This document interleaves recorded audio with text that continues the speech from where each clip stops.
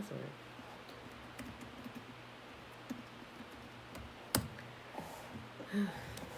Sorry, people. I'm putting the wrong password in the wrong laptop.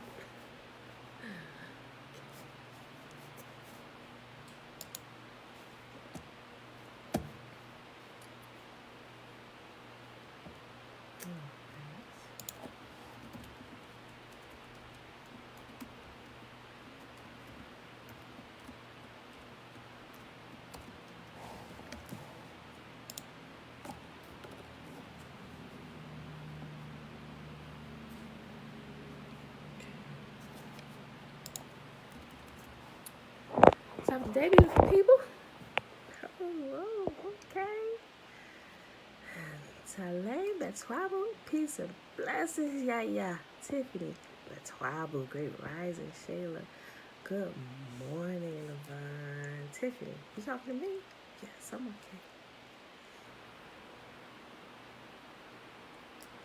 okay. Talay, yep. It'll do it to you.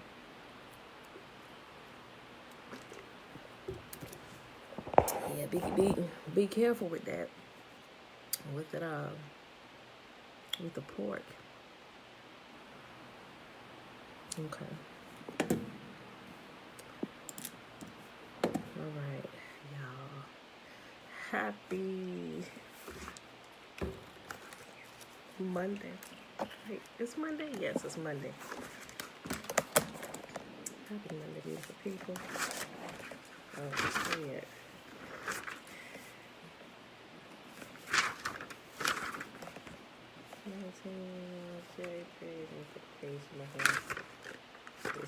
Okay.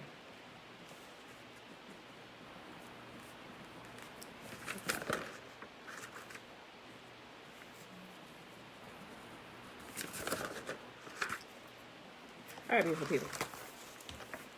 Look, oh yeah, we got a new moon coming up. It will be the first month of the new year, and we can clearly tell. The weather might be crazy in different places, but it's starting to break a little bit, just a little bit. What I have not seen yet is earthworms this year, but I'm sure in these next couple weeks I will start to see them. All right, beautiful people. So happy Monday. It is Monday, March the 8th. 2021, day 96 of year 3 of reading through the books of the law and the prophets, and of the 3-year consecutive day count, day 765. And today we are reading Joshua 19, 20, and 21. Okay, y'all, let me just say that if somebody come in here that doesn't normally come in and they posting rigmarole like yesterday, y'all can ignore it or you can delete it like it was somebody that came in. I even forget the name. But I noticed they were commenting. At first I just thought it was somebody, coming in or whatever, until after the video was over. And I actually went through and looked at the replies to some of the comments y'all made. It was somebody there who has a psychic page of the picture and everything. And they was responding to a few people over here on Facebook saying, inbox me for a private reading. I really got kind of heated about that, So I politely let the person know, go on now, go about your business. And I deleted their comments. So, and I blocked them. I blocked them too. So they shouldn't be able to come back on unless they get like another account or something. But yeah, I'll give people a chance to go on here about their business, because you're trespassing now, and you're trying to trespass, doing stuff I know you shouldn't be doing, and I know the power that you call on to do your reading. So don't play with me.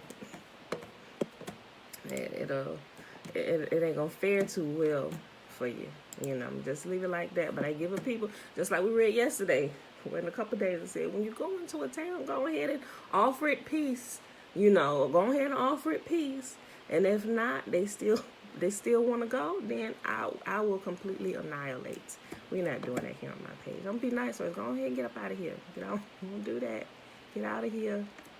So, and I don't want anybody to be taken by it. Not that any of y'all would, especially the ones that they sent the message to. Like, y'all was already like, who is this?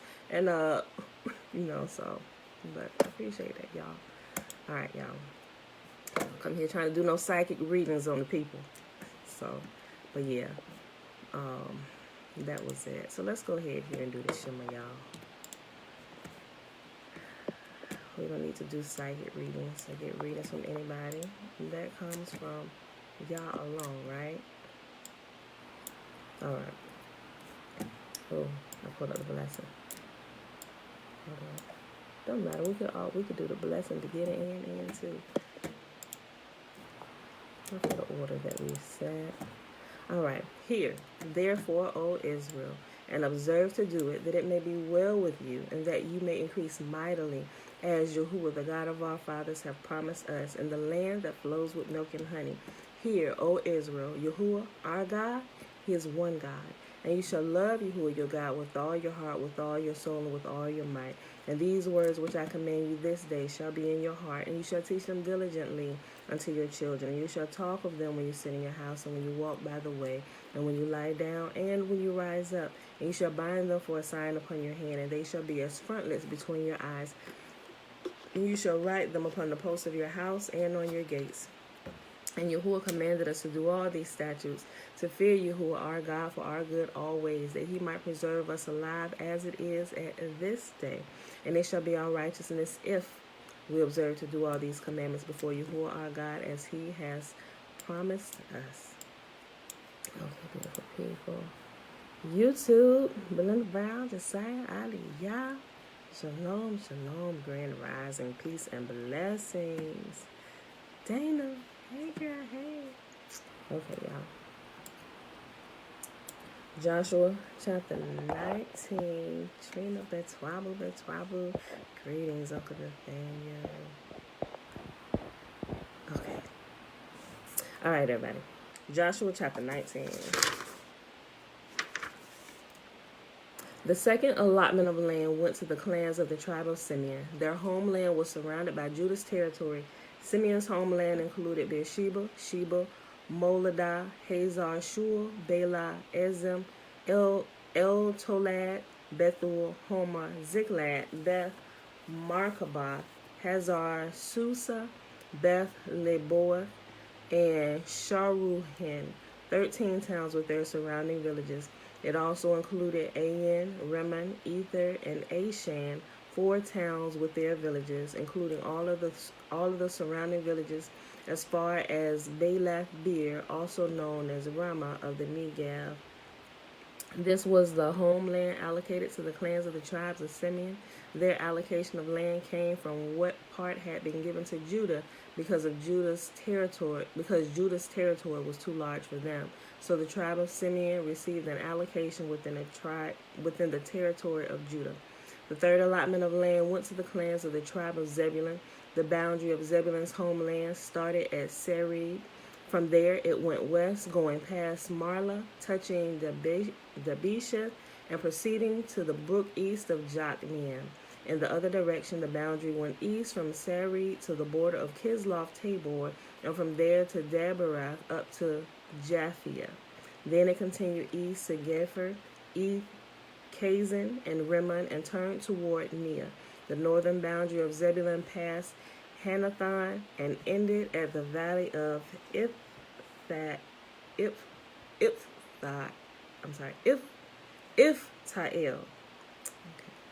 The towns in these cities included Katath, Nahalel, Shimron, Idlah, and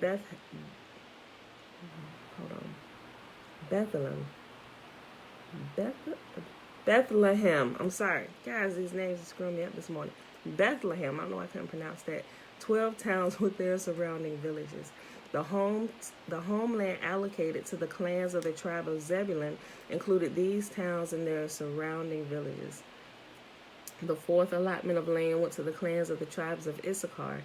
Its boundaries included the following towns: Jezreel, Kesuloth, Shunem, Hafarim, Shayan, Anaharath, Rabbith, Kishon, Ebez, Remeth, En Ganim, En Haddah, and Beth Pazez. The boundary also touched Tabor, Shah Hazuma, and Beth Shemesh. ending at the Jordan River. 16 towns with their surrounding villages. The homeland allocated to the clan of the tribes of Issachar included these towns and their surrounding villages. The fifth allotment of land went to the clans of the tribe of Asher. Its boundaries included these towns: Helkath, Hali, Betan, Akshaph, Alamelech, Amad, and Mishal. The boundary on the west touched Carmel and Shihor-Libnath. Then it turned east toward Beth Dagon and ran as far as Zebulun in the valley of Iftahel, going north to Beth Emek and Neiel. It then continued north to Kabul, Abdon, Rehob, Hammon, Cana, and as far as Greater Sidon. Then the boundary turned toward Ramah and the fortress of Tyre, where it turned toward Hosah and came to the Mediterranean Sea. The territory also included Mehebel, Akzib, Umah, Aphek, and Rehob, 22 towns with their surrounding villages. The homeland allocated to the clans of the tribes of Asher included these towns and their surrounding villages. The sixth allotment of land went to the clans of the tribe of Naphtali. Its boundary ran from Heleph, from the oak at Zananim, and extended across the Adami, Nekeb, Jabneel, as far as Lakum, ending at the Jordan River. The western boundary ran past Aznoth Tabor, then to Hukok, and touched the border of Zebulun in the south, the border of Asher on the west, and the Jordan River on the east. The fortified towns included this territory were Ziddim, Zer, Hamath, Rekhath, Kinnereth, Adamah, Ramah, Hazor, Kedesh, Edrei, En-Hazar, Yiron, Migdal-El, Horam, Beth Anna, and Beth Shemesh, 19 towns and their surrounding villages. The homeland allocated to the clans of the tribe of Naphtali included these towns and their surrounding villages. Bear with me, y'all, because James Brown. The seventh allotment of land went to the clans of the tribe of Dan.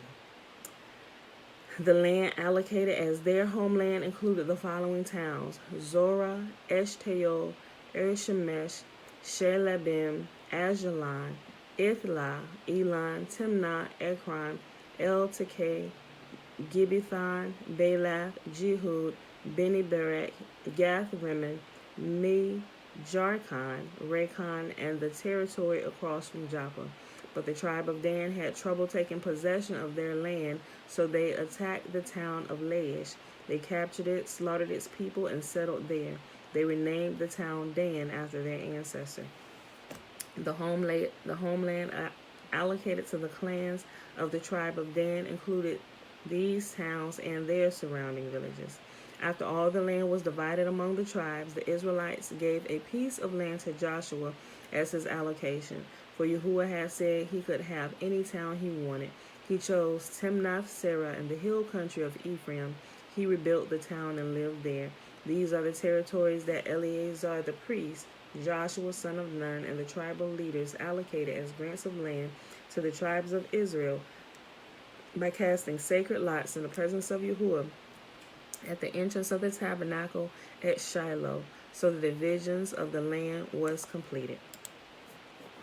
All right, Joshua chapter 20. What a day yesterday. Yahuwah said to Joshua, "Now tell the Israelites to designate the cities of refuge as I instructed Moses. Anyone who kills another person accidentally and unintentionally can run to one of these cities. They will be places of refuge from relatives seeking revenge for the person who was killed. Upon reaching one of these cities, the one who caused the death will appear before the elders at the city gate and present his case. They must allow him to enter the city and give him a place to live among them. If the relatives of the victim come to avenge the killing, the leaders must not release the slayer to them, for he killed the other person unintentionally and without previous hostility. But the slayer must stay in that city and be tried by the local assembly, which will render a judgment. He must continue to live in that city until the death of the high priest who was in the office at the time of the accident. After that, he is free to return to his own home in the town from which he fled. The following cities were designated as cities of refuge: Kadesh of Galilee in the hill country of Naphtali, Shechem in the hill country of Ephraim, and Kiriath Arba, that is, Hebron, in the hill country of Judah. On the east side of the Jordan River across from Jericho, the following cities were designated: Bezer in the wilderness plain of the tribe of Reuben, Ramoth and Gilead in the territory of the tribe of Gad, and Golan and Bashan in the land of the tribe of Manasseh. These cities were set apart for all the Israelites, as well as foreigners living among them. Anyone who accidentally killed another person could take refuge in one of these cities. In this way, they could escape being killed and revenged prior to standing trial before the local assembly. Last chapter for today, y'all. Before we hop over to the legends of the Jews, Joshua chapter 21. Then the leaders of the tribe of Levi came to consult with Eleazar the priest, Joshua son of Nun, and the leaders of the other tribes of Israel. They came to them at Shiloh in the land of Canaan and said, Yahuwah commanded Moses to give us towns to live in and pasture lands for our livestock. So the command of Yahuwah to the people of Israel gave So by the command of Yahuwah, the people of Israel gave the Levites the following towns and pasture lands out of their own grants of land. The descendants of Aaron, who were members of the Kohathite clan within the tribe of Levi, were allotted 13 towns that were originally assigned to the tribes of Judah, Simeon, and Benjamin. The other families of the Kohathite clan were allotted 10 towns from the tribes of Ephraim, Dan, and the half-tribe of Manasseh. The clan of Gershom was allotted 13 towns from the tribe of Issachar, Asher, Naphtali, and the half-tribe of Manasseh and Bashan. The clan of Merari was allotted 12 towns from the tribes of Reuben, Gad, and Zebulun. So the Israelites obeyed Yahuwah's command to Moses and assigned these towns and pasture lands to the Levites by casting sacred lots. The Israelites gave the following towns from the tribes of Judah and Simeon to the descendants of Aaron, who were members of the Kohathite clan within the tribe of Levi, since the sacred lot fell to them first: Kiriath Arba, that is Hebron, in the hill country of Judah, along with its surrounding pasture lands. Arba was an ancestor of Anak, but the open fields beyond the town and the surrounding villas were given to Caleb, son of Jephunneh, as his possession. The following towns with their pasture lands were given to the descendants of Aaron the priest: Hebron, a city of refuge for those who accidentally killed someone; Libnah, Jatir, Eshtemoa, Holon, Debir, Ain, Juttah, and Beth Shemesh, 9 towns from these 2 tribes. From the tribe of Benjamin, the priests were given the following towns with their pasture lands: Gibeon, Geba, Anathoth, and Almon, 4 towns. So in all, 13 towns with their pasture lands were given to the priests, the descendants of Aaron. The rest of the Kohathite clan from the tribe of Levi was allotted the following towns and pasture lands from the tribe of Ephraim: Shechem in the hill country of Ephraim, a city of refuge for those who accidentally killed someone; Gezer, Kibzaim, and Beth Horon, 4 towns. The following towns and pasture lands were allotted to the priests from the tribe of Dan: El-Tekeh, Gibbethon, Ajalon, and Gath-Rimmon, 4 towns.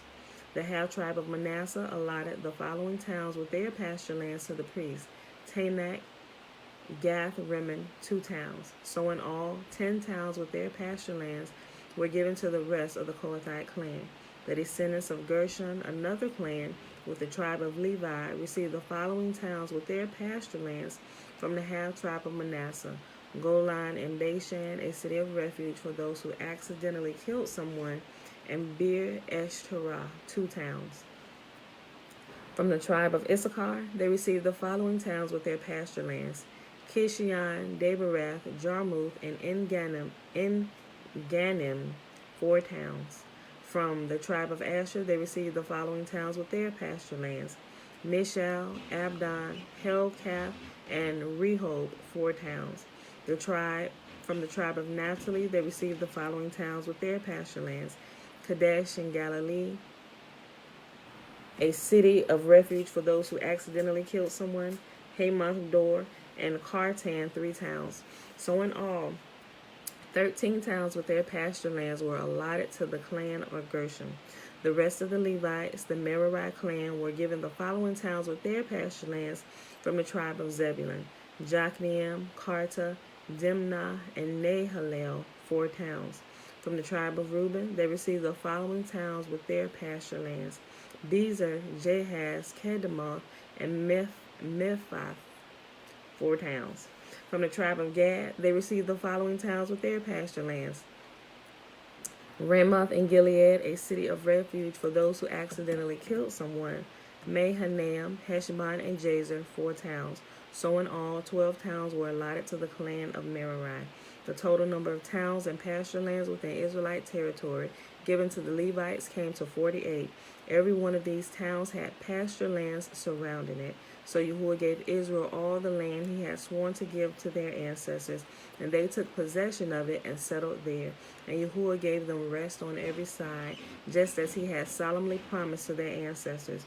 None of their enemies could stand against them, for Yahuwah helped them conquer all their enemies. Not a single one of all the good promises Yahuwah had given to the family of Israel was left unfulfilled. Everything he had spoken came true.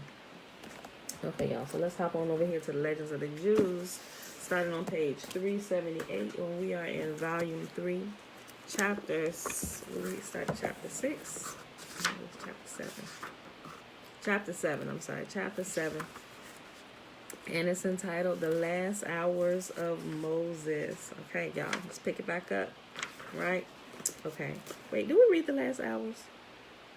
I don't think we read the last hours.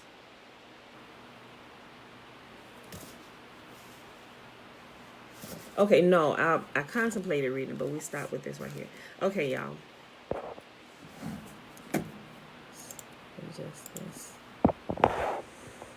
Okay, I know we're at that part. Moses don't want to go. Yahuwah started to count down hours. Moses, you got 6 hours left. What? Oh, Lord of the world. Look, listen. Hold on. Let's just talk a little bit more. He said, I don't want to hear nothing else, Moses. You got 4 hours left, buddy. Okay. All right, y'all. All right.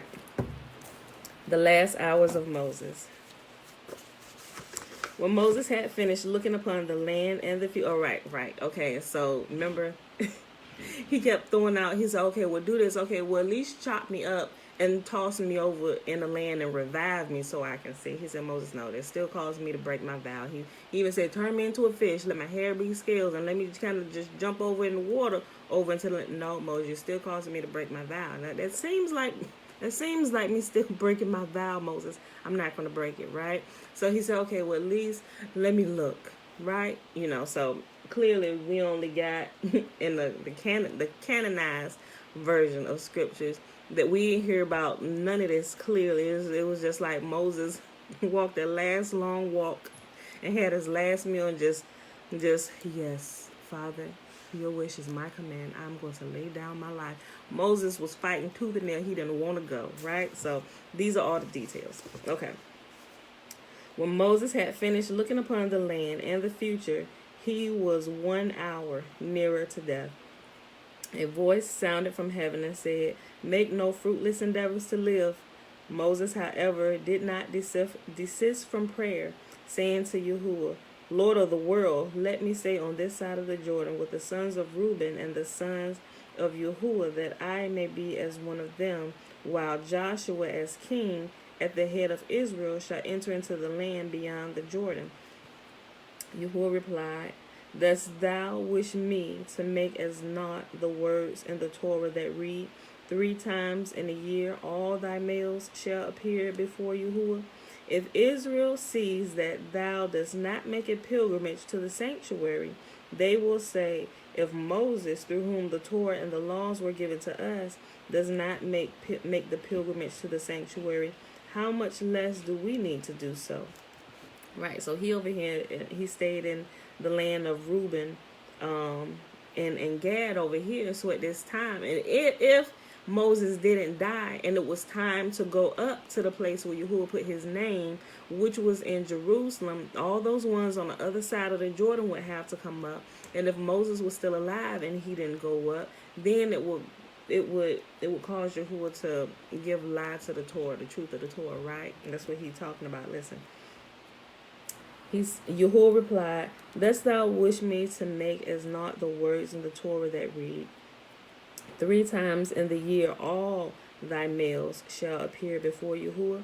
If Israel sees that thou dost not make a pilgrimage to the sanctuary, they will say, if Moses, through whom the Torah and the laws were given to us, does not make the pilgrimage to the sanctuary, how much less do we need to do so? Thou wouldst then cause non-observance of my commandments. I have furthermore written in the Torah through thee at the end of every 7 years, in the set time of the year of release, when all of Israel is to come appear before Yahuwah thy God in the place which he shall choose, thou shalt read this law before all of Israel in their hearing. If thou wert to live, thou should put Joshua's authority in the eyes of all of Israel to naught, for they would say, instead of learning the Torah and hearing it from the mouth of the disciple, let us rather go to the teacher and learn from him. Israel will then abandon Joshua and go to thee, so that thou wouldest cause rebellion against my Torah, in which is written that the king shall read before all of Israel the Torah in the set time of the year of release. In the meanwhile, still another hour had passed, and the voice sounded from heaven and said, how long wilt thou endeavor in vain to avert the sentence? Thou hast not only 2 hours more of life. The wicked Samael, head of evil spirits, had eagerly awaited the moment of Moses' death, for he had hoped to take his soul like that of all other mortals. Samael is the angel of death, y'all. So we've heard him throughout here, y'all know, right? Okay. The wicked Samael, head of evil spirits, had eagerly awaited the moment of Moses' death, for he had hoped to take his soul like that of all other mortals. And he said continually, when will the moment be at hand when Michael shall weep and I shall triumph? When now only 2 hours remained before Moses' death, Michael, Israel's guardian angel, began to weep, and Samael was jubilant, for now the moment he had awaited so long was very close. But Michael said to Samael, rejoice not against me, my enemy. When I fall, I shall rise. When I sit in darkness, Yahuwah shall be a light unto me. Even if I fall on the account of Moses' death, I shall rise again through Joshua, when he will conquer the 31 kings of Palestine. Even if I sit in darkness, owing to the destruction of the first and second temples, Yahuwah shall be my light on the day of Messiah. In the meanwhile, still another hour had passed, and a voice resounded from heaven and said, Moses, thou hast only 1 more hour of life. Can you imagine? That's like, oh my gosh, imagine you about to get a whipping and you looking at the clock countdown and you got your messy sister just waiting for you to get a whipping. Oh, daddy'll be home in 1 hour. Shut up. You know, and you sitting there shaking it. That's what this reminds me of. But it's Yahuwah himself calling out, look, I'm on my way, boy. I'm turning at the mailbox.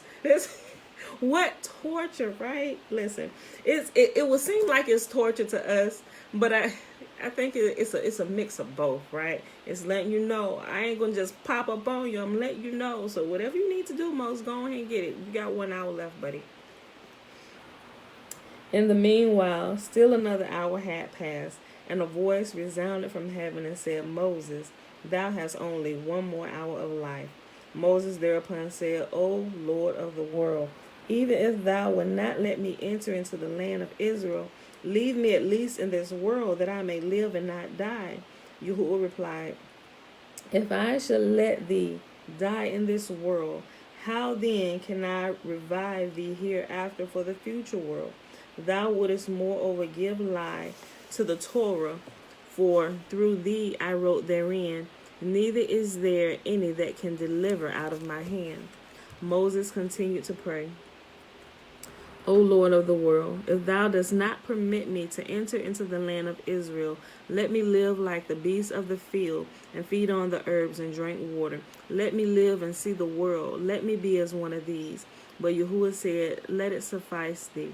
Moses continued, if thou would not grant me this, at least let me live in this world like a bird that flies in the four directions of the world, and each day gather its food from the ground, drinks water out of the streams, and at eve return to its nest. But even this last prayer of his was denied, for Yahuwah said, thou hast already made too many words.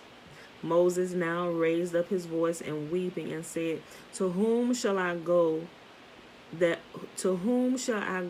will now employ mercy to me? He went to every work of creation. Like, you getting right?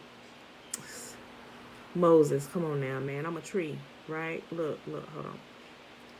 He went to every work of creation and said, employ mercy for me. But all replied, we cannot even employ mercy for ourselves, for Yahuwah hath made everything beautiful in its time. But afterwards all go unto one place. All are of the dust, and all turn to dust again. For the heavens shall vanish away like smoke, and the earth shall wax old like a garment.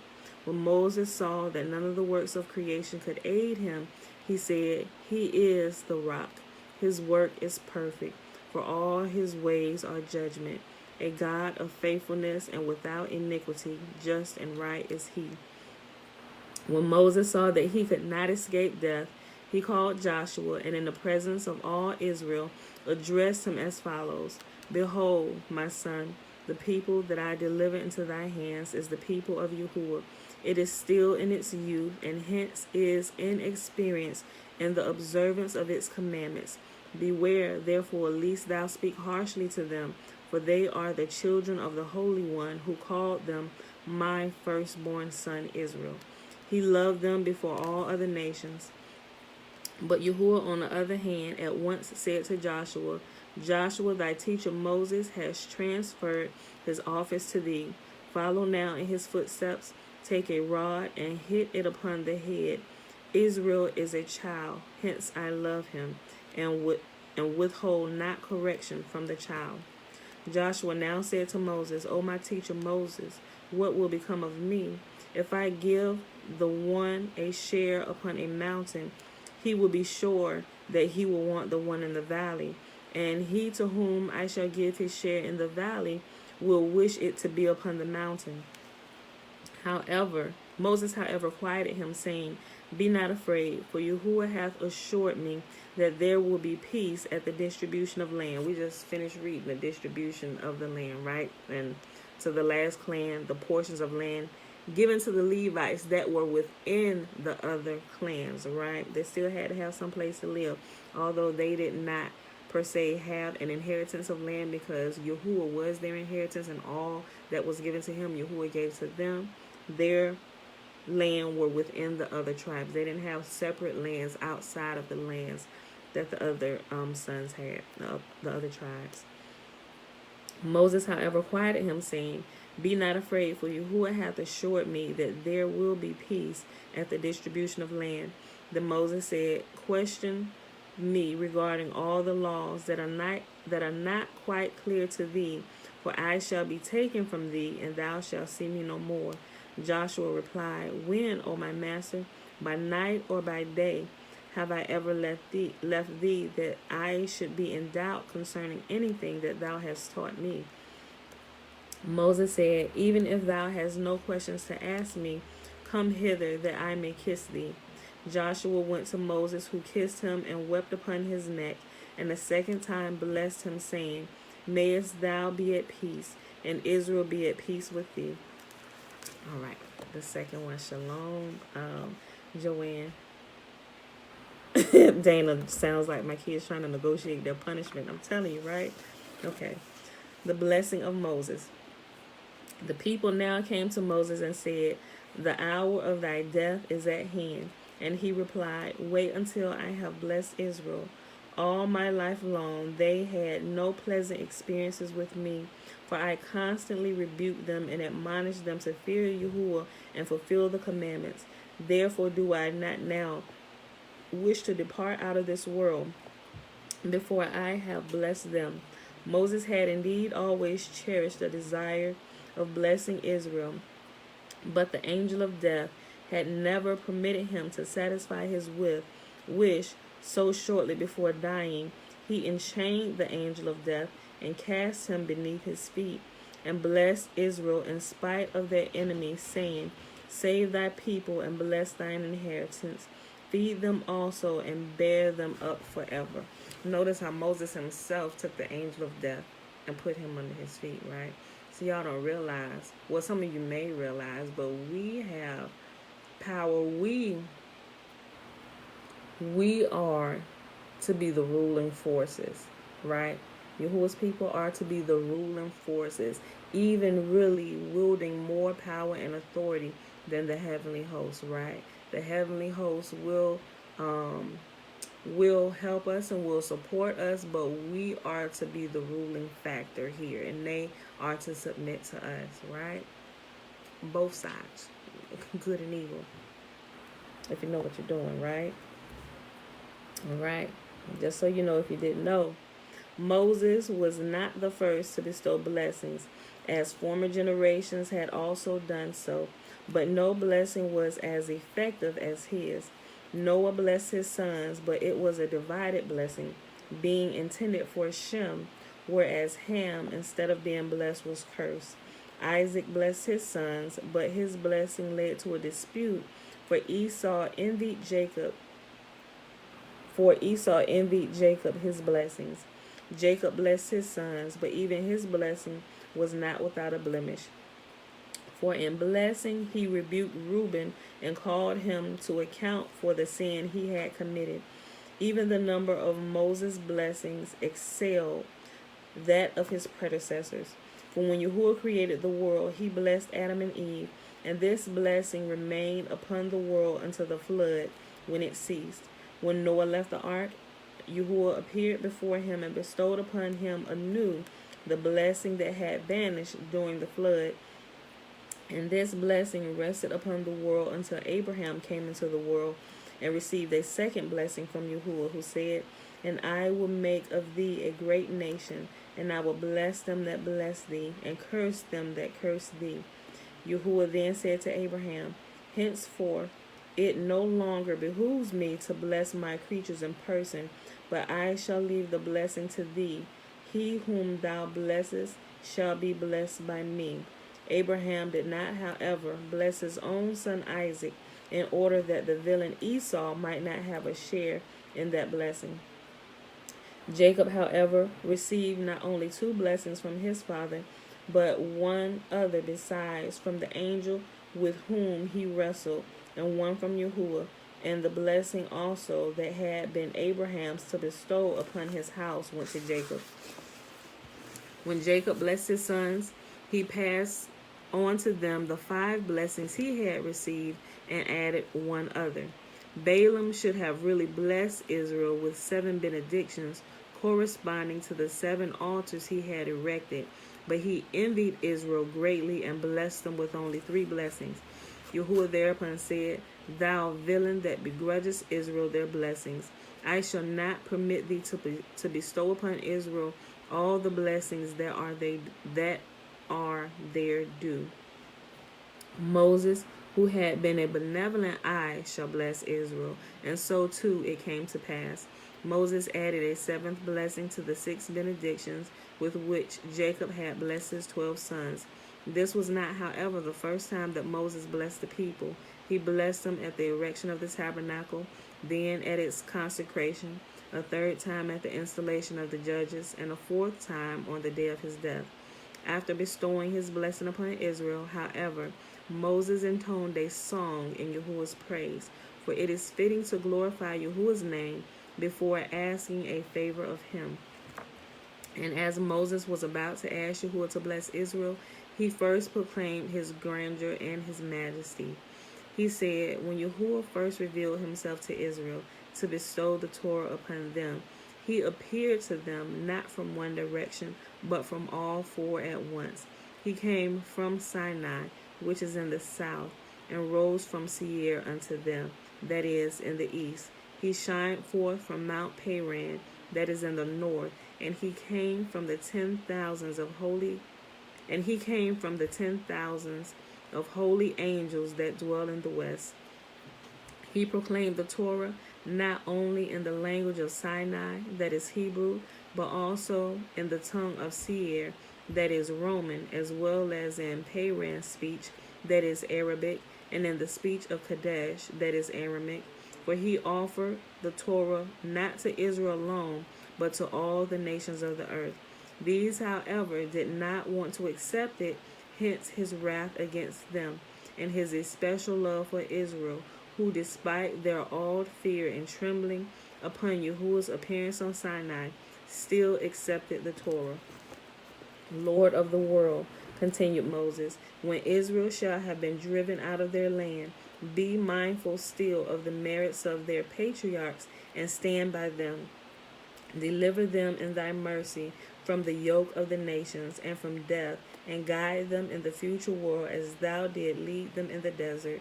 At these words, Israel exclaimed, the Torah that Moses brought to us at the risk of his life is our bride, and no other nation may lay claim to it. Moses was our king when the 70 elders assembled, and in the future, the Messiah will be our king, surrounded by 7 shepherds, and he will gather together once more the scattered tribes of Israel. Then Moses said, Yahuwah first appeared in Egypt to deliver his people, then at Sinai gave them the Torah, and he will appear a third time to take vengeance at Edom, and will finally appear to destroy Gog. After Moses had praised and glorified Yahuwah, he began to implore his blessings for the tribes. His first prayer to Yahuwah concerned Reuben, for whom he implored forgiveness for his sins with Bilhah. He said, may Reuben come to life again in the future world for his good deed in saving Joseph, and may he not remain forever dead on the account of his sin with Bilhah. May Reuben's descendants also be heroes in war and heroes in their knowledge of the Torah. May Yahuwah grant this prayer. Yahuwah granted this prayer and forgave Reuben's sin in accordance with the wish of the other tribes, who begged Yahuwah to grant forgiveness to their eldest brother. Moses at once perceived that Yahuwah had granted his prayer. For all the 12 stones in the high priest's breastplate began to gleam forth, whereas formerly Reuben's stone had given forth no light. When Moses saw that Yahuwah had forgiven Reuben's sin, he at once set about trying to obtain Yahuwah's pardon for Judah, saying, was it not Judah that through his penitent confession of the sin with his daughter-in-law Tamar induced Reuben to seek atonement and repentance? The sin for which Moses asked Yahuwah to forgive Judah was that he never redeemed his promise to bring Benjamin back to his father. The sin for which Moses asked Yahuwah to forgive Judah was that he had never redeemed his promise to bring Benjamin back to his father. Owing to this sin, his corpse fell to pieces, so that its bones rolled about in their coffin during the 40 years march in the desert. But as soon as Moses prayed to Yahuwah, saying, hear, Lord, the voice of Judah, the bones joined together once more, but the sin was not quite forgiven, but he was not yet admitted to the heavenly academy. Therefore Moses continued to pray, bring him in unto his people, and he was admitted.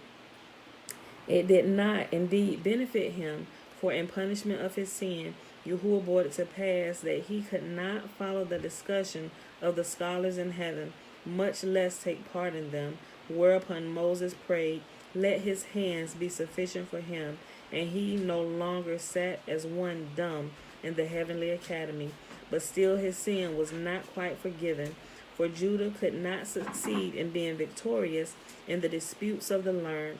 Hence Moses prayed, and thou shalt be a help against his adversaries. It was only then that Judah's sin was quite forgiven, and that he succeeded in disputes with his antagonists in the heavenly academy. As Moses prayed for Judah, so did he pray for his seed, and especially for David and the royal dynasty of David. He said, when David, king of Israel, shall be in need, he shall pray to thee, then hear his voice. Then shalt thou be a help against his adversaries. Bring him then back to his people in peace. And when alone he shall set out into battle against Goliath, let his hands be sufficient for him, and thou shalt be a help against his adversaries. Moses at the same time prayed to stand by the tribe of Judah, whose chief weapon in war was the bow, that their hands might be sufficient, that they might vigorously and with good aim speed the arrow. As Moses had never forgiven Simeon their sin with the daughters of Moab, he bestowed upon them no blessing, but this tribe was also not quite forgotten. For he included this tribe in his blessing for Judah, praying to Yahuwah that he might hear Judah's voice whenever he should pray for the tribe of Simeon, when they should be in distress, and that furthermore he should give them their possession in the Holy Land beside Judah's. Simeon and Levi drank out of the same cup, for both together in their wrath slew the inhabitants of Shechem. But whereupon Levi made amends for his sin, Simeon added another one. Simeon added another new one. It was the Levites who, in their zeal for Yahuwah, slew those that worshipped the golden calf. It was a Levite, Phinehas, moreover, who in his zeal for Yahuwah slew the wicked prince of the tribe of Simeon and his mistress. Hence Moses praised and blessed the tribe of Levi, whereas he did not even consider Simeon with a word. His first word referred to Aaron, prince of the tribe of Levi. He said, well may thy Urim and Thummim belong to Aaron, who ministered services of love to thy children, who stood every test that thou did put upon him, and who at the waters of rebellion became the victim of a wrong accusation. Yahuwah had then decreed against Aaron that he was to die in the desert, although not he, but Moses had trespassed against him, saying to Israel, hear now, ye rebels. As Aaron, the prince of the tribe of Levi, when Israel was still in Egypt, declaimed passionately against the people because they worship idols, so too all the tribe of Levi stood up at Yahuwah's standards when Israel worshipped the golden calf in the desert, and slew the idolaters, even if they were their half-brothers or their daughters' sons. The Levites also were the only ones who, in Egypt as in the desert, remained true to Yahuwah and his teachings, and did not abandon the token of the covenant, and were not tempted to rebellion by the spies. Hence, continued Moses, shall the Levites be the only ones from whose mouth shall issue judgment and instruction for Israel. They shall put incense in the Holy of Holies, and whole burnt offering upon his altar. Their sacrifices shall reconcile Israel with Yahuwah, and they themselves shall be blessed with earthly goods. Thou, Lord, smitest through the loins of them that rise up against them, that dispute the priestly rights of this tribe. Thou did destroy Korah, and they that hated him, like King Uzziah, shall not rise again. Bless Yahuwah, the substance of the Levites, who gave from the tithes that they received 1/10 to the priests.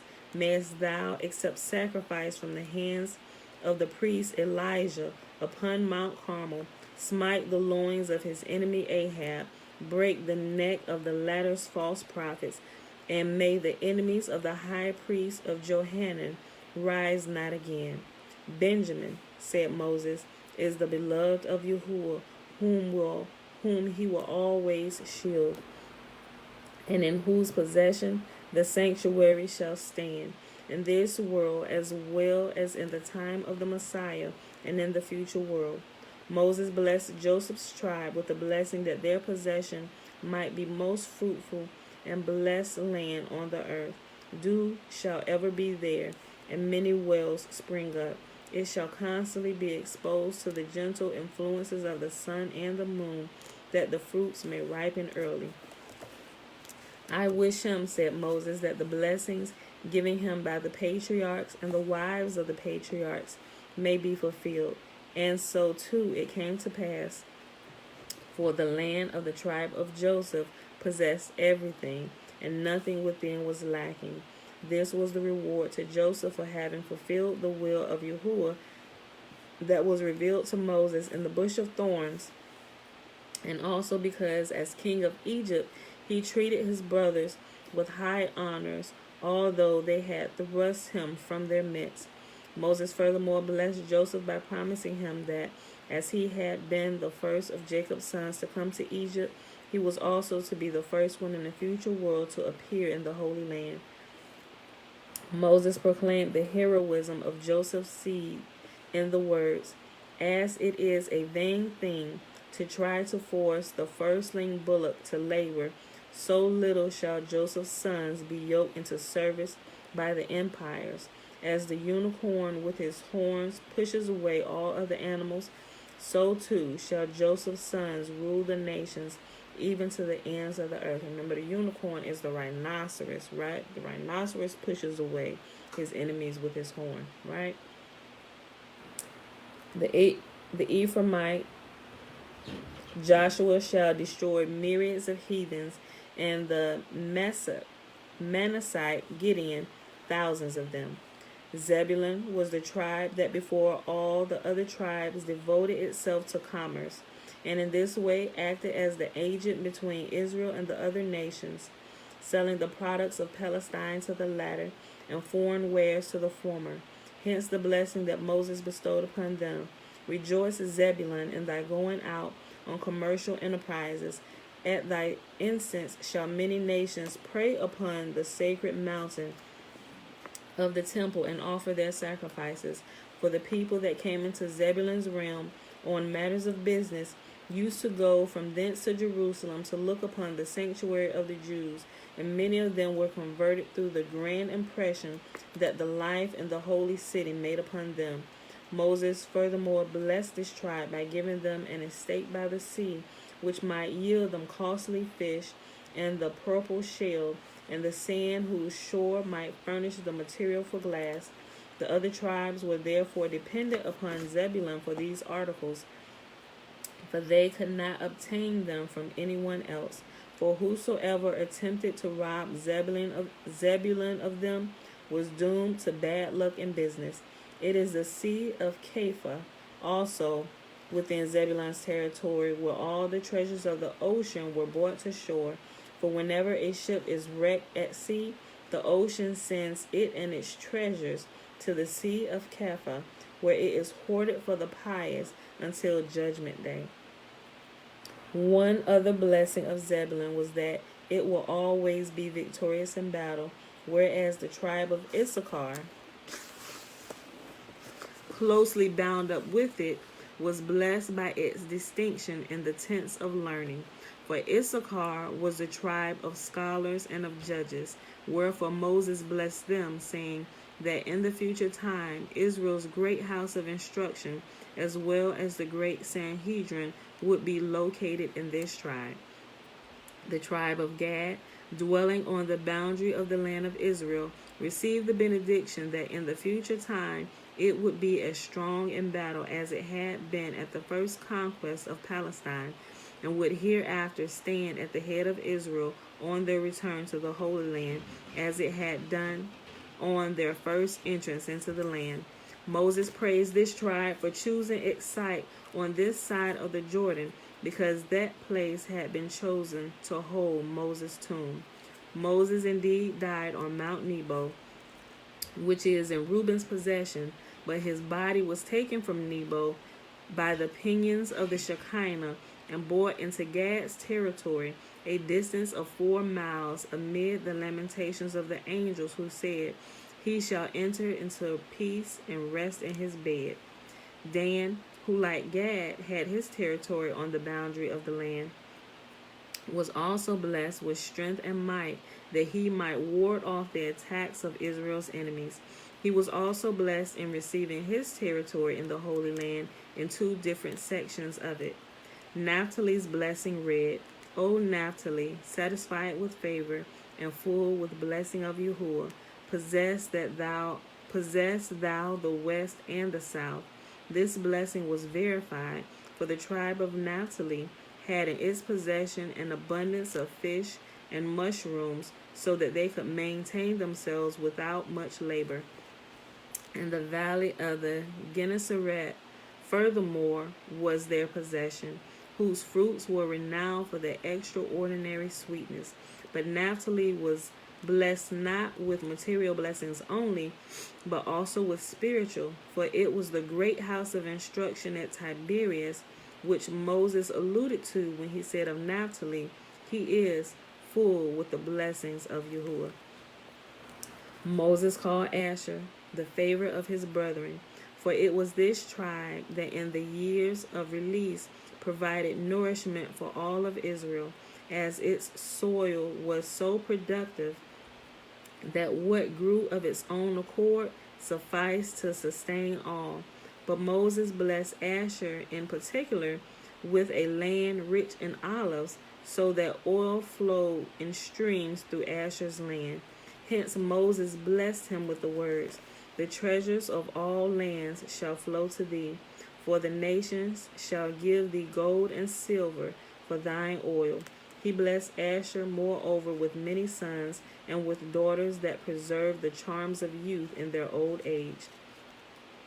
As Moses uttered 11 benedictions, so likewise did he compose 11 psalms, corresponding to the 11 tribes blessed by him. These psalms of Moses were later received into David's Psalter, where the psalms of Adam, Melchizedek, Abraham, Solomon, Asaph, and the 3 sons of Korah also found their place. Moses' first psalm says, Thou turnest man to destruction, and sayest, Return, ye children of men, and forgive the forefather of the tribe of Reuben who sinned, but return again to Yahuwah. Another one of Moses' psalms reads, He that dwelleth in the secret place of the Most High shall abide under the shadow of the Almighty. I know that psalm. That's Psalm 91, which corresponds to the tribe of Levi that dwelled in the sanctuary, the shadow of the Almighty. The tribe of Judah, whose name signifies praise Yahuwah, belongs the song, It is good to give thanks unto Yahuwah. The song, Yahuwah is apparelled with majesty, is Benjamin's, for the sanctuary stood in his possession. Hence this psalm closes with the words, Holiness becometh thine house, O Yah, forevermore. The psalm, O Yah, thou God to whom vengeance belongeth, thou God whom vengeance belongeth, shine forth, was composed by Moses for the tribe of Gad. For Elijah, a member of this tribe, was to destroy the foundations of the heathens and to wreak upon them the vengeance of Yahuwah.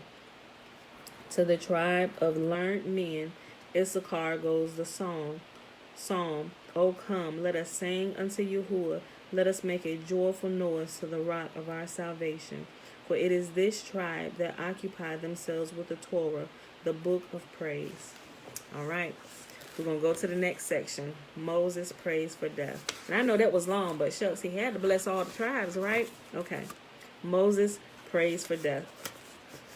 Moses still had many other blessings for every single tribe, but when he perceived that this time had drawn to a close, he included them all in one blessing, saying, Happy art thou, O Israel, who is like unto thee, a people saved by Yahuwah, the shield of thy help, and that is thy sword, and that is the sword of thy excellency. With these words, he at the same time answered the question that Israel had put to him, saying, O tell us, our teacher Moses, what is the blessing that Yahuwah will bestow upon us in the future world? He replied, I cannot describe it to you, but all I can say is, Happy ye that such is decreed for ye. Moses at the same time begged Yahuwah that in the future world he might restore to Israel the heavenly weapon he had taken from them after the worship of the golden calf.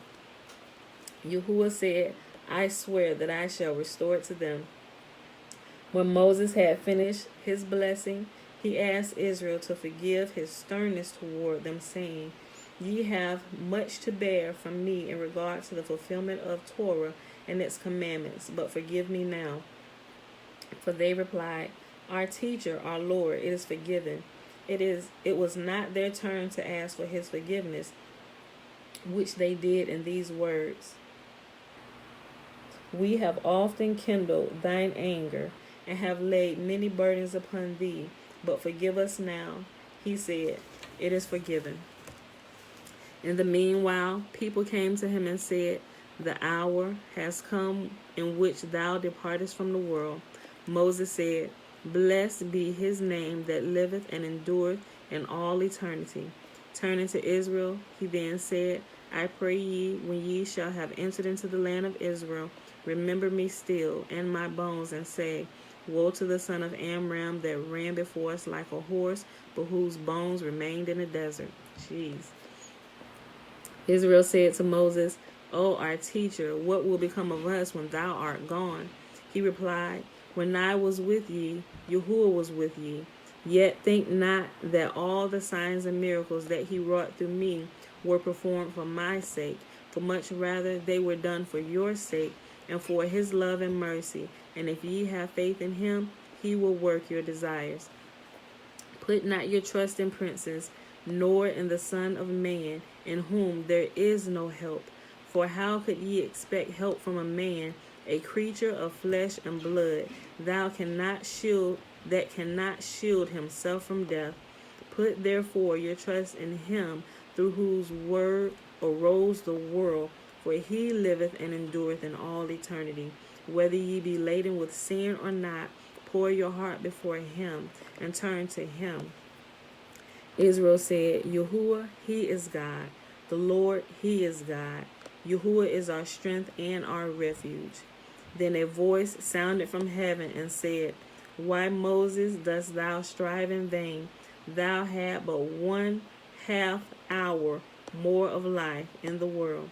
Moses, to whom Yahuwah had shown the reward of the pious in the future world, and the gates of salvation and of consolation that he would hereafter open to Israel, now said, Happy art thou, O Israel, who is like unto thee, a people saved by Yahuwah. He then bade farewell to the people, weeping aloud. He said, Dwell in peace, I shall see ye again at the resurrection. And so he went forth from them, weeping aloud.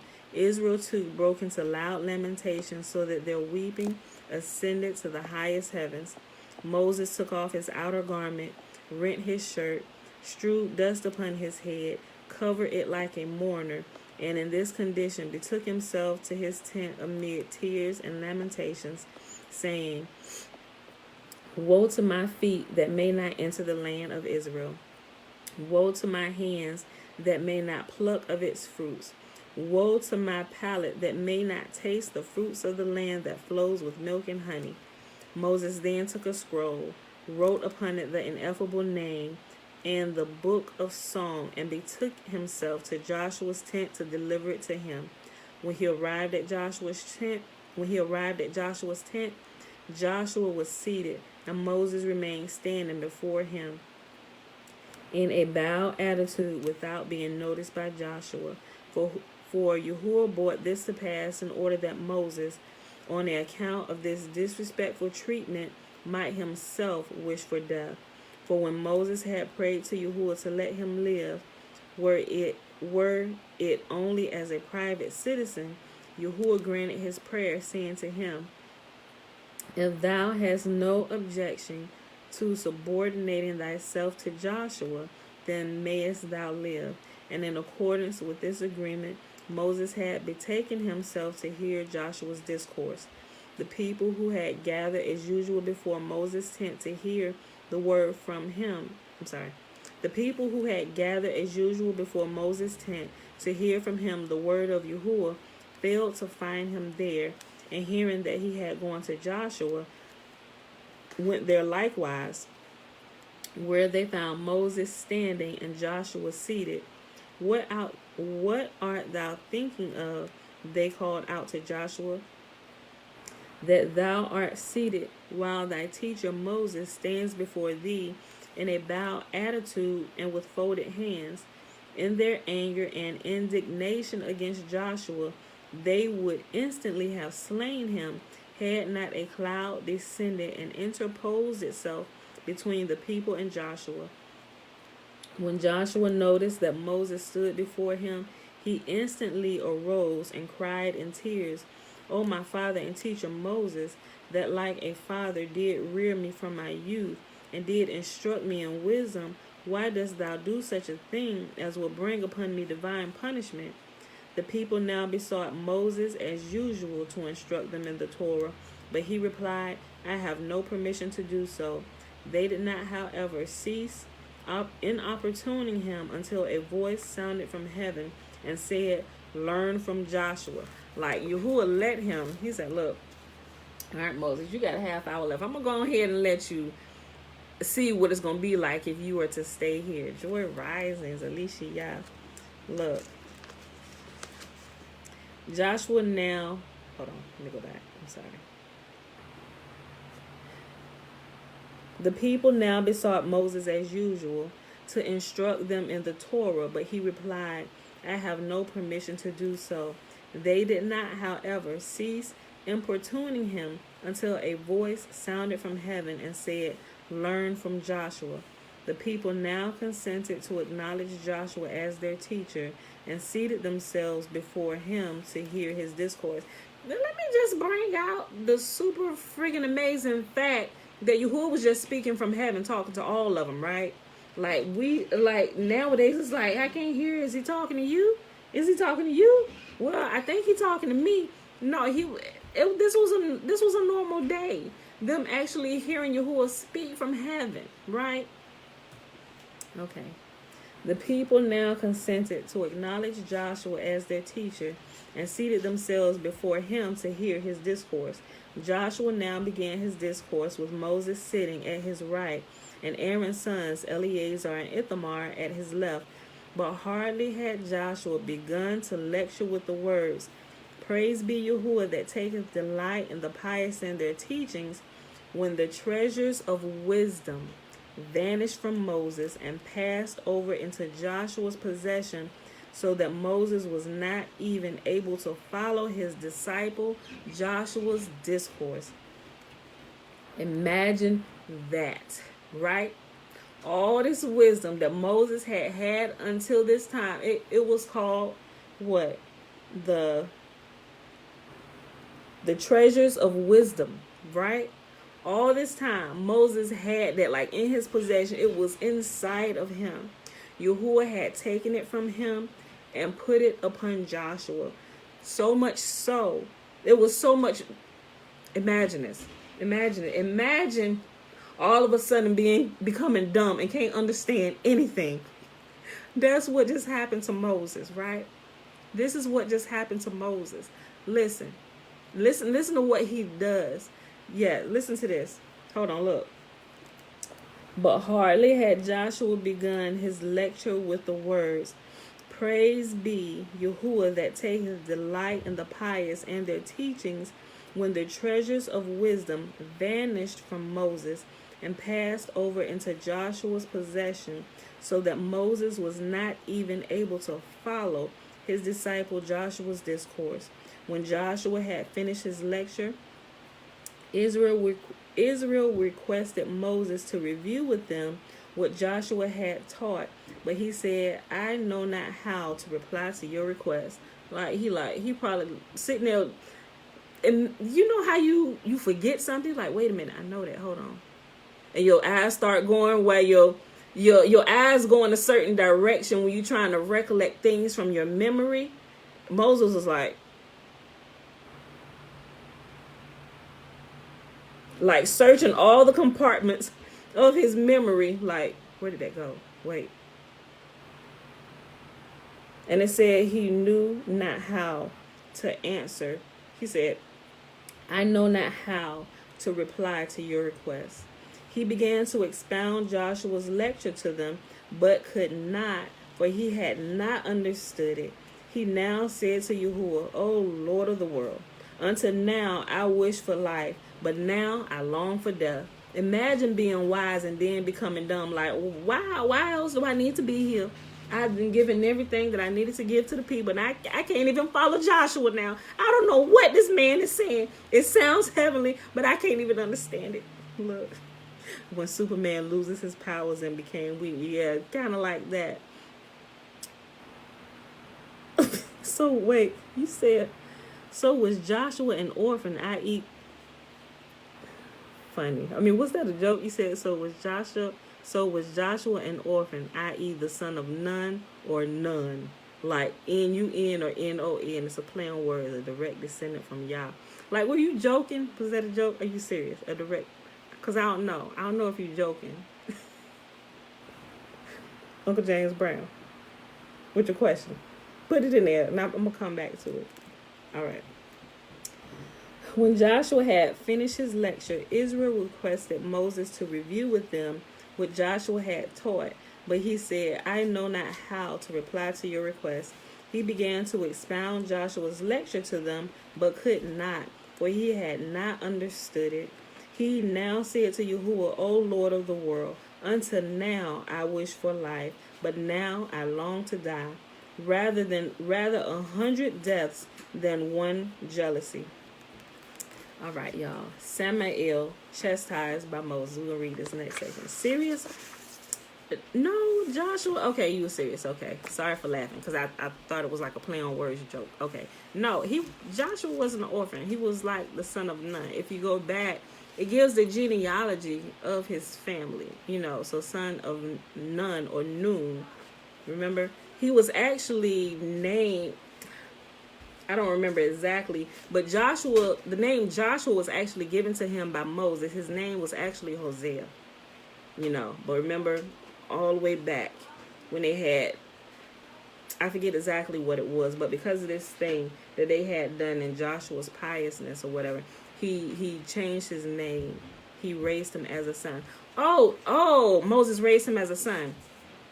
Yeah, not like he was an orphan, but you know how you take somebody under your tutelage and they become like a son to you? That's what it was talking about. No, he had his own family there, but he was under Moses' tutelage. And that's when he said that, you raised me like a son, because he was Moses' successor, so he had to take him, you understand that. Okay.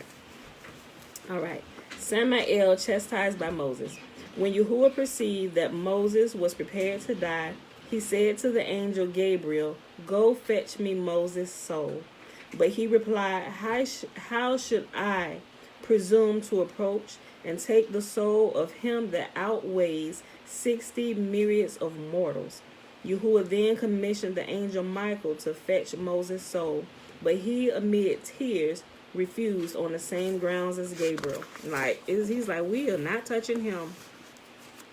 Yahuwah then said to the angel Zagzagel, fetch me Moses' soul. He replied, O Lord of the world, I was his teacher, and he my disciple. How then should I take his soul?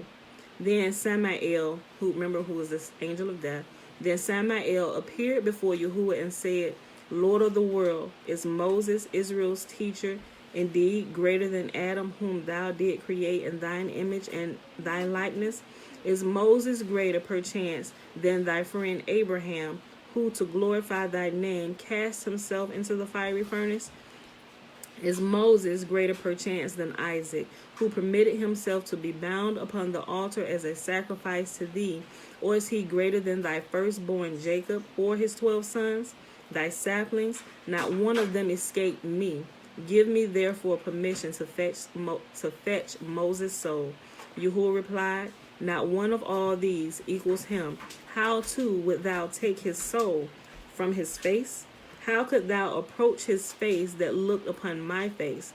From his hands, those whose hands received the Torah, how then should thou be able to approach them? From his feet touch my clouds. How then should thou be able to approach them? Nay, thou canst not approach him at all.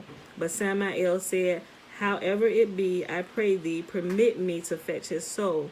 Yahuwah said, thou had my consent. If Yahuwah saying, how are you going to be able, if Yahuwah stops well, maybe you know a little bit more than I do, So maybe I should reconsider this, right? Then Yahuwah said, thou hast my consent. Samael now went forth from Yahuwah in great glee, took his sword, girded himself with cruelty, wrapped himself in wrath, and in great rage betook himself to Moses. When Samael perceived Moses, he was preoccupied in writing the ineffable name.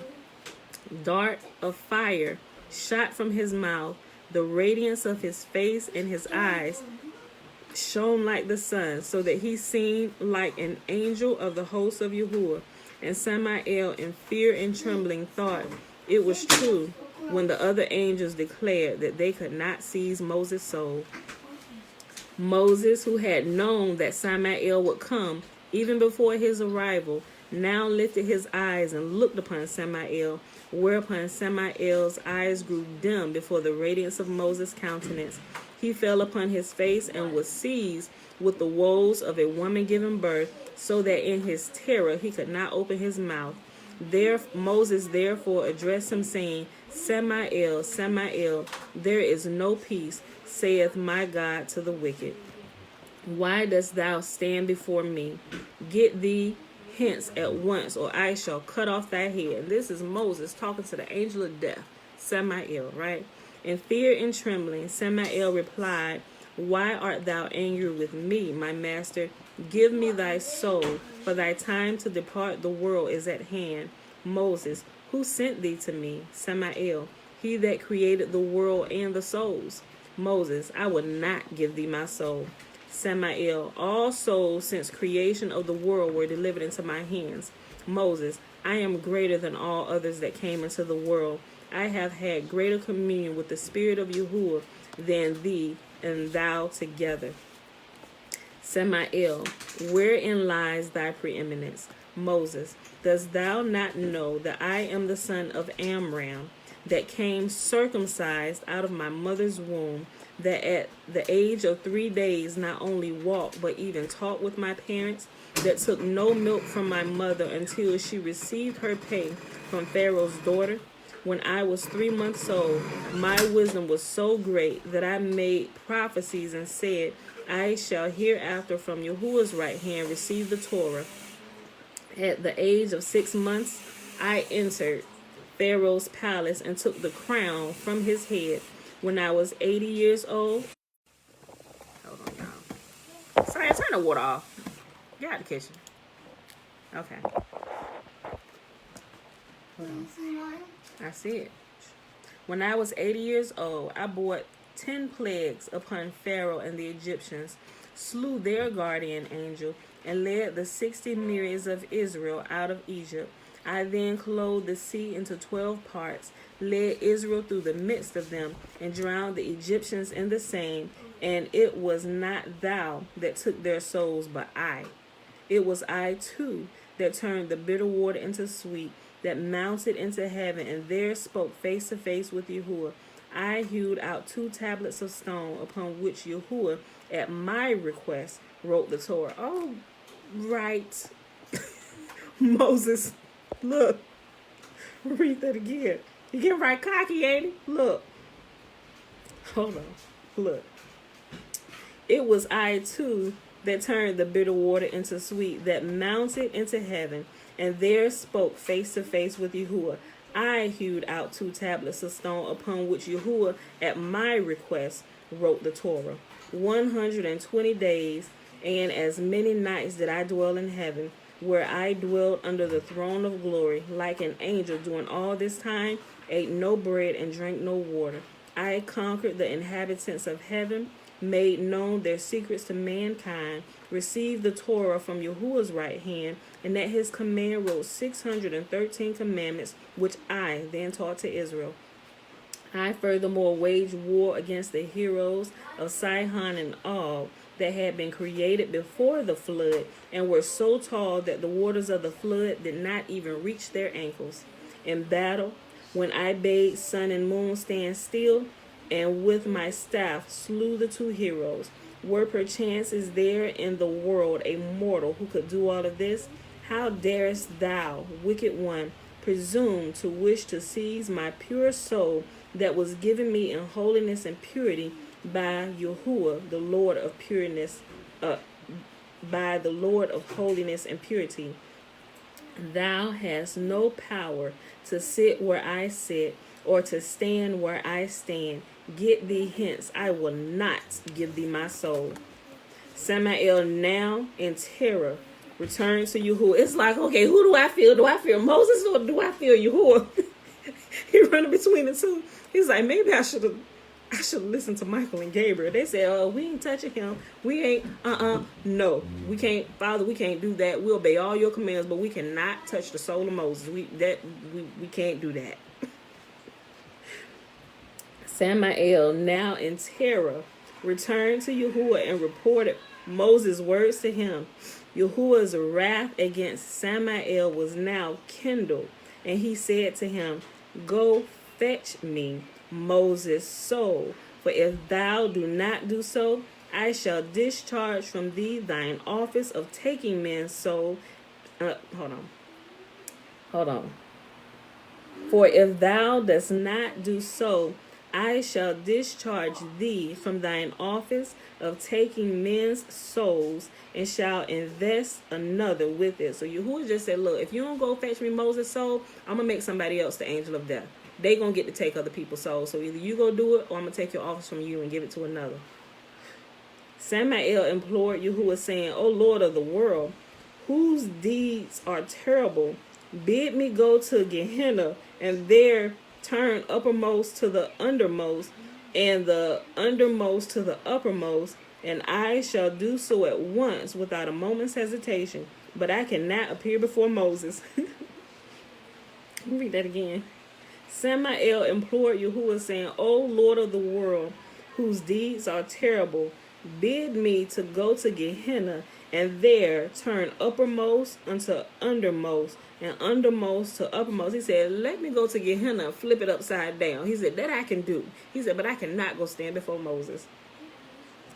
I shall do so at once without a moment's hesitation, but I cannot appear before Moses. Yahuwah, why not, pray? Samael, I cannot do it because he is like the princes in thy great chariot. Lightning flashes and fiery darts issue from his mouth when he speaks to me, just as it is with the seraphim when they laud and praise and glorify thee. I pray thee, therefore, send me not to him. I cannot appear before him. But Yahuwah in wrath said to Samael, go, fetch me Moses' soul. And while he set about to execute Yahuwah's command, Yahuwah furthermore said, wicked one, out of the fire of hell was thou created, and to the fire of hell shalt thou eventually return. First, in great joy did thou set out to kill Moses, but when thou perceived that his grandeur and his greatness, thou didst say, I cannot undertake anything against him. It is clear and manifest before me that thou wilt now return from him a second time in shame and humiliation. Samael now drew his sword out of its sheath, and in a towering fury betook himself to Moses, saying, either I shall kill him or he shall kill me. Well, he going back. He said, no holds bar. He had some dementia going on. Yeah, what a quagmire for the Malinkies, huh? The Malachi. Look. Samael now drew his sword out of his sheath, and in a towering fury betook himself to Moses, saying, either I shall kill him or he shall kill me. When Moses perceived him, he arose in anger, and with his staff in his hand, upon which was engraved the ineffable name, set about to drive Samael away. Samael fled in fear. Moses is chasing the angel of death. Samael fled in fear, but Moses pursued him, and when he reached him, he struck him with his staff, blinded him with the radiance of his face, and then let him run on, covered with shame and confusion. He was not far from killing him, but a voice resounded from heaven, said, let him live, Moses, for the world is in need of him. So Moses had to content himself with Samael's chastisement. We here, so let's go ahead. Oh man, ooh. Should we read it? Should we read it? Oh man. Oh, it's Monday. Look, this next section is Yahuwah kisses Moses' soul. We're gonna do it, y'all. Y'all gotta go. Look, listen to this. We worked up into this point, right? Listen, look. Yahuwah kisses Moses' soul. In the meantime, Moses' time was at an end. A voice from heaven resounded, saying, "Why, Moses, dost thou strive in vain? Thy last second is at hand." Moses instantly stood up for prayer and said, "Lord of the world, be mindful of the day on which thou didst reveal thyself to me in the bush of thorns, and be mindful also of the day when I ascended into heaven, and during 40 days partook of neither food nor drink. Thou, gracious and merciful, deliver me not into the hand of Samael." Yahuwah replied, "I have heard thy prayer. I myself shall attend to thee and bury thee." Moses now sanctified himself, as do the seraphim that surround the divine majesty, whereupon Yahuwah from the highest heavens revealed himself to receive Moses' soul. When Moses beheld the Holy One, blessed be his name, he fell upon his face and said, "Lord of the world, in love didst thou create the world, and in love thou didst guide it. Treat me also with love, and deliver me not into the hands of the angel of death." A heavenly voice sounded and said, "Moses, be not afraid. Thy righteousness shall go before thee, and the glory of Yahuwah shall be thy reward." With Yahuwah descended from heaven 3 angels, Michael, Gabriel, and Zagzagel. Gabriel arranged Moses' couch. Michael spread upon it a purple garment, and Zagzagel laid down a woolen pillow. We heard this before, right? It's like the same process that happened with Aaron, right? They prepared the couch he was about to lay on, the garments, and the listen, let's read that again, listen. And remember, Zagzagel, if y'all don't remember, Zagzagel was the one who taught Moses a lot. Matter of fact, after Michael said he wasn't going to get his soul, Gabriel said he wasn't going to get his soul, Yahuwah turned to Zagzagel, the one who taught him. And as he went throughout the heavens, he said, "Lord of the world, I was his teacher and he my disciple. How then should I take his soul?" Right? All 3 of these dudes showed up with the Most Holy, right? With Yahuwah descended from heaven 3 angels, Michael, Gabriel, and Zagzagel. Gabriel arranged Moses' couch. Michael spread upon it a purple garment, and Zagzagel laid down a woolen pillow. Yahuwah stationed himself over Moses' head, Michael to his right, Gabriel to his left, and Zagzagel at his feet, whereupon Yahuwah addressed Moses, "Cross thy feet," and Moses did. He then said, "Fold thy hands and lay them upon thy breast." Like this, right? I'm sure this is where we get this ceremony from. Right? Listen.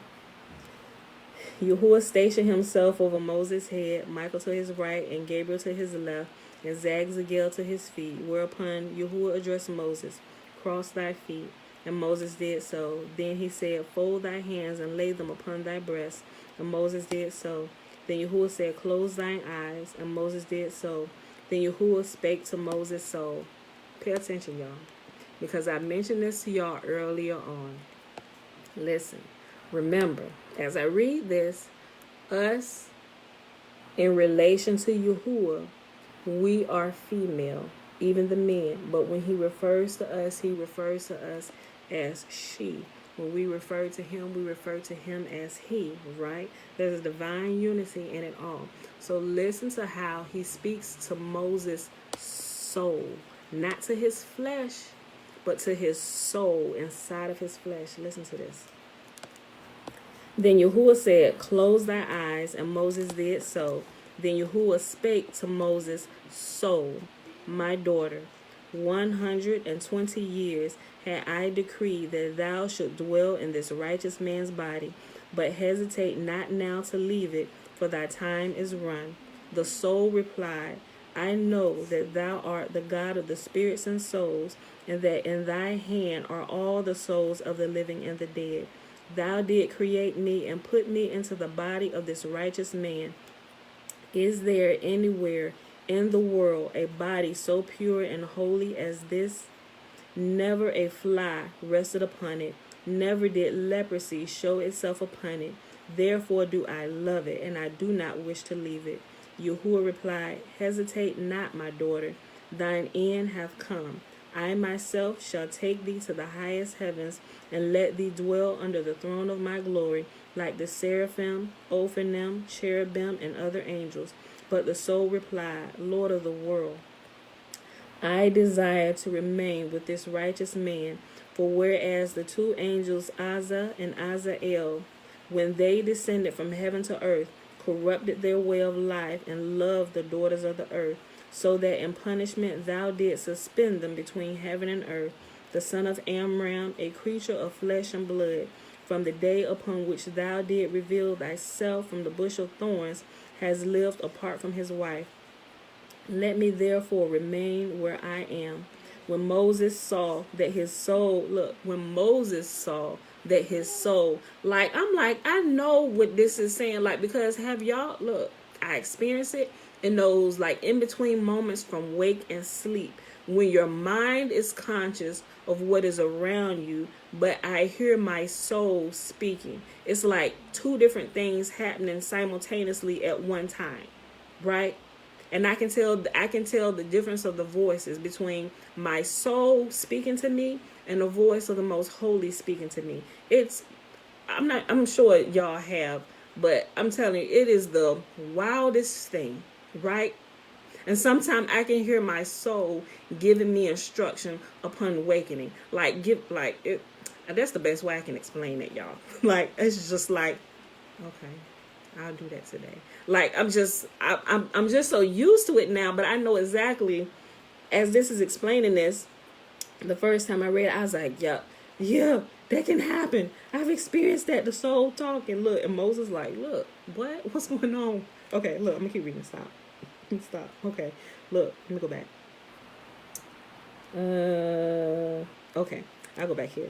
But the soul replied, Lord of the world, I desire to remain with this righteous man, for whereas the two angels, Azza and Azazel, when they descended from heaven to earth, corrupted their way of life and loved the daughters of the earth, so that in punishment thou didst suspend them between heaven and earth, the son of Amram, a creature of flesh and blood, from the day upon which thou didst reveal thyself from the bush of thorns, has lived apart from his wife. Let me therefore remain where I am. When Moses saw that his soul refused to leave him, he said to her, Is this because the angel of death wished to show his power over thee? The soul replied, Nay, Yahuwah doth not wish to deliver me into the hands of death. Moses, wilt thou perchance weep when the others will weep at my departure? The soul, Yahuwah hath delivered mine eyes from tears. Moses, will thou perchance go into hell when I am dead? The soul, I will walk before Yahuwah in the land of the living. When Moses heard these words, he permitted his soul to leave him, saying unto her, Return unto thy rest, O my soul, for Yahuwah hath dealt bountifully with thee.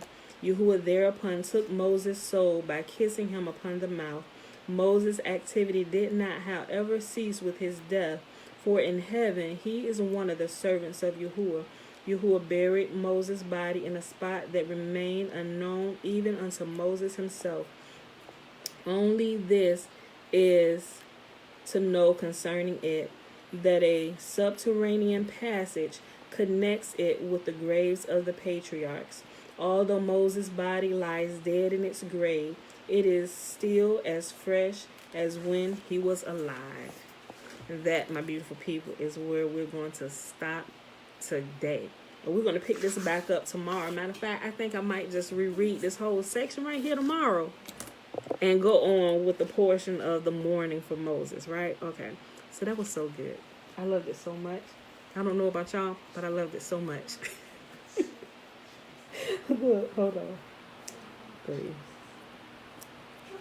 Okay, y'all. So, go read it again or listen to it again or whatever.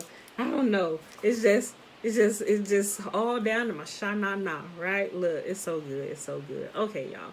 It is Monday, March the 8th, 2021, day 96 of year 3 of reading through the books of the law and the prophets, and of the 3-year consecutive day count, day 765, and that is without the count of the feast days or the Sabbath day feast day. No, I'm sorry.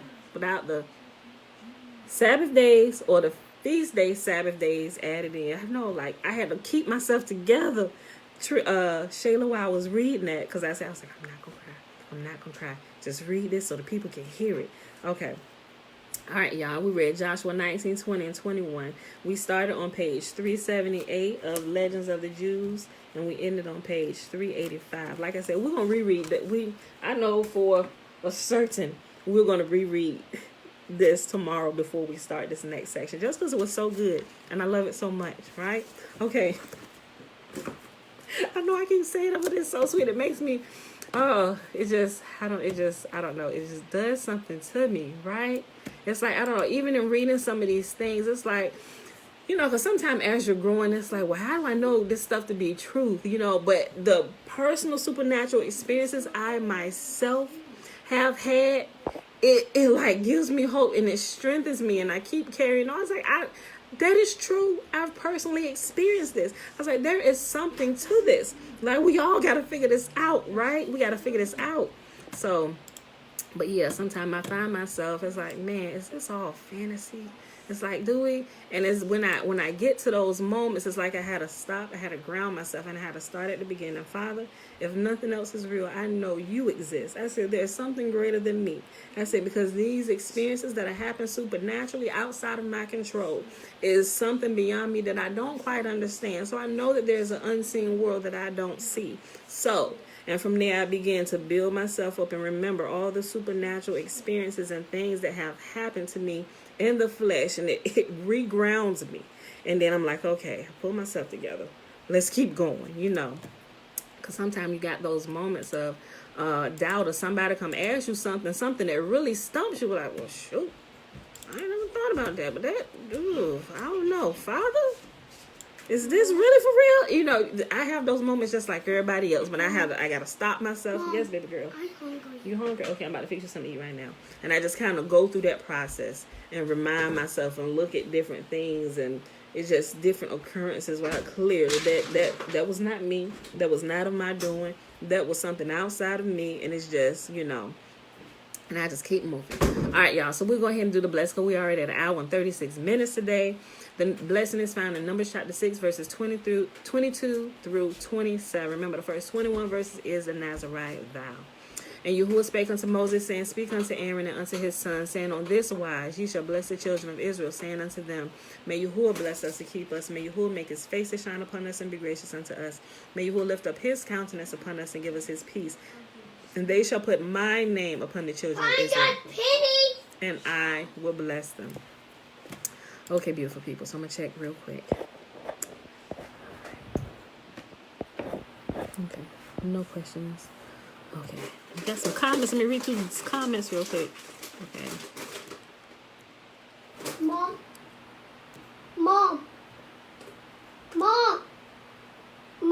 Yes. What is in here?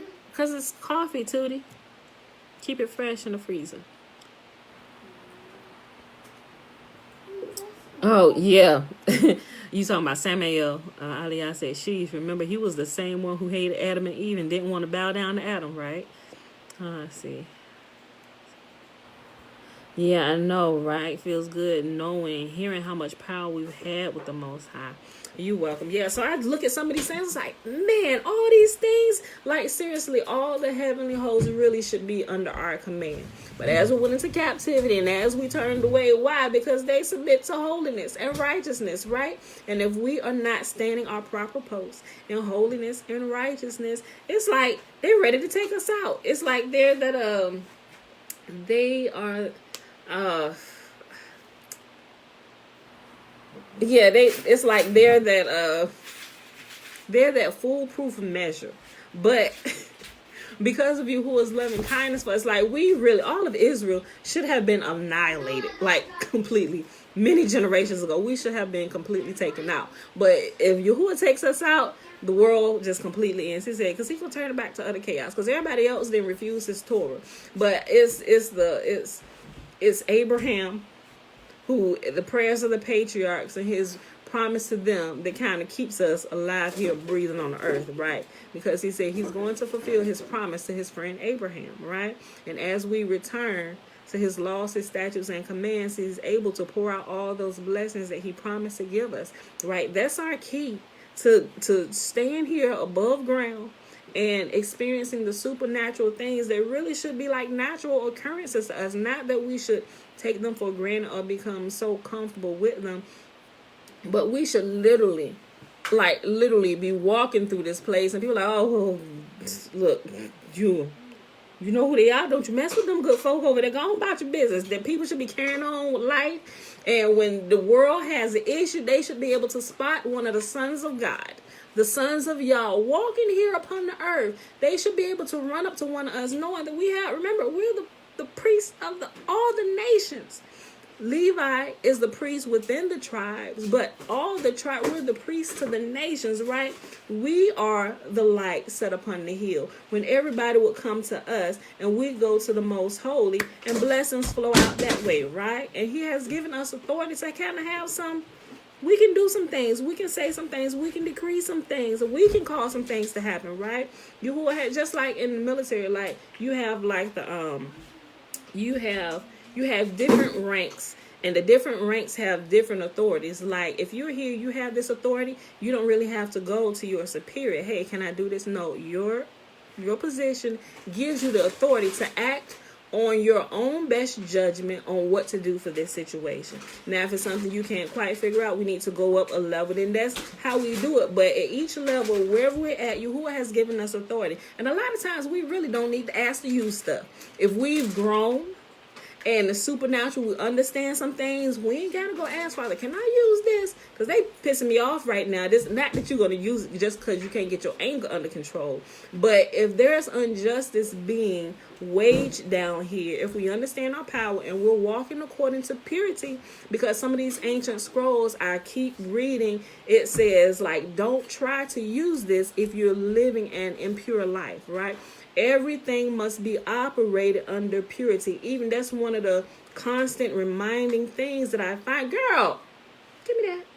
I'm trying to open this. Hold on, she didn't want to pull the knife out the block. No, look. Okay, you didn't need that. Okay, there you go. Take that.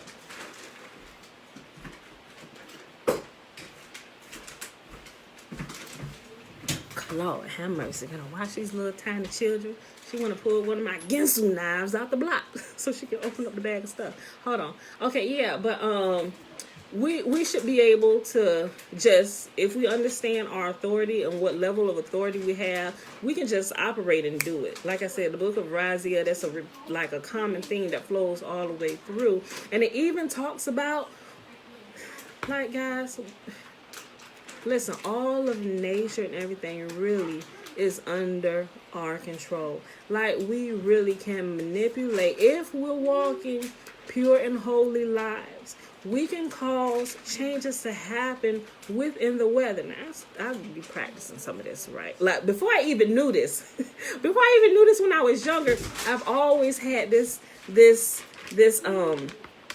love for nature and wanting to, like, I would practice stuff, not like I'm doing magic spells or nothing, but like, Father, let it rain or something like that. Or when it's raining, I would like, let the rain cease. You know, so I would do stuff like that all growing up. And one time, let me tell you, one time I did it. We were driving. Now, it don't always happen, but I have seen the response to those prayers, the, what do you want to call it, commands, when and it's not just to do it, to see, but there really I found that there really has to be like something really happening that could turn into a dangerous situation where I will see it work. Okay, one example. I was with the kids and we were coming back from across the water one day. I was like, let me go ahead and get back over here because it's it was about to start thunderstorming really bad, and I didn't want to be stuck across the water, and I didn't want to wait it out. So I was like, no, I think I was leaving from my sister's house. I'm like, all right, Alicia, we're gone. But in the midst of coming back, taking about 45 minutes to get from my house to my sister's house.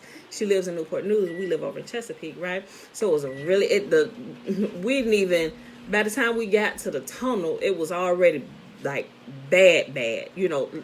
Before it was like right before we got to the tunnel, it was like bad. So much so where how it's raining so hard that your wipers aren't going fast enough, and we could not see, and it had become overcast and it was dark. It was probably about 6, and it wasn't cold. It was like the summertime. It was the summertime. So I can remember seeing what we had on.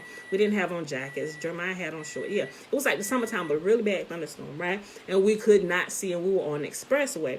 Cars were slowing down and stuff, and it's like, oh, clearly you slow down when it's raining that hard. But even with slowing down, it was just like, man. And so it was just coming down. And I was like, okay, we're just going to have to like slow down. Nobody was coming to a complete stop. There were cars that were kind of like pulling off to the side of the road and everything. But I was like, we're just going to keep moving slow so we go ahead and get home. I don't want to be stuck up here, especially not behind this tunnel or whatever, right? So as we were driving, it was just coming down and the thunder, it started getting loud. I'm like, this seems unnatural. And Bella started getting scared and she started crying, And so now she crying, and the boys in the back seat, it was crazy, right? So my 6-year-old and my 8-year-old, they still kind of have this habit of sucking their thumb, right?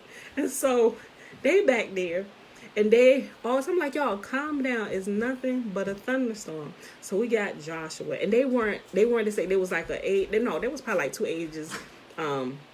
This has probably been like 2 years now, because Joshua was 10 now, so there was like 8, 6, 4, and 2, right? So, and Joshua was he was praying. He's like, Mom, can you pray? And Joshua turned to Josiah. He said, it's probably because you won't stop sucking your thumb. And I started hollering, laughing. And so when he said that, I kind of, because we was already going a little bit slow, and I just kind of turned my head around a little bit. He said, it's probably because you won't stop sucking your thumb. Stop sucking your thumb. And the look of terror that came over Josiah's face when he pulled his thumb out of his mouth, I said, boy, it's not thunderstorming because you won't stop sucking your thumb. I said, Joshua, stop it. And I said, Father, first of all, it's getting ridiculous inside this truck. I said, and I need this rain to stop so we can get home safe. Because there were some cars that weren't slowing down, and they were speeding up. I'm like, what in the world? And to me, it was becoming a dangerous situation on the expressway, because you got knuckleheads that's flying when the rain is coming down this hard. You got cars that are slowing down, and some are coming to a complete stop on the side of the road, and the water's just coming. I'm like, yeah, this is getting kind of dangerous. So I said, Father, we need this to calm down or completely stop until we get home. Within 2 minutes, the rain completely stopped. Jeremiah said, what the just happened? I said, Yahuwah, here's my prayers. I said, you better watch your mouth, boy. Let's get home for this rain pick back up. So as we started pulling into the driveway, the rain started picking up. We got into the house. Man. So that's happened a few times where Jeremiah has been there. So Jeremiah, he'd be like, Mom, say one of your prayers. I'm like, boy, you can pray just like I can pray. I said, but you have to realize, Jeremiah, these prayers happen if there's truly a real sense of danger happening. It's just not, ooh, let me show you what I can do and the power that you will get. That's abuse of power. Remember, we talked about that yesterday. Those with the concealed carry, you're required now to carry. You're required now because you have these powers or this authority. You are now being held at a higher level of accountability, and you don't just go out here telling, I got my concealed carry license, y'all wish somebody would walk up on me. First of all, it's concealed carry for a reason. Nobody should know that you have it, right? And you shouldn't be ready to use it as a first resort for everything, especially if you haven't got your anger under control. You probably just shouldn't have it, because you're gonna probably end up getting yourself in trouble and end up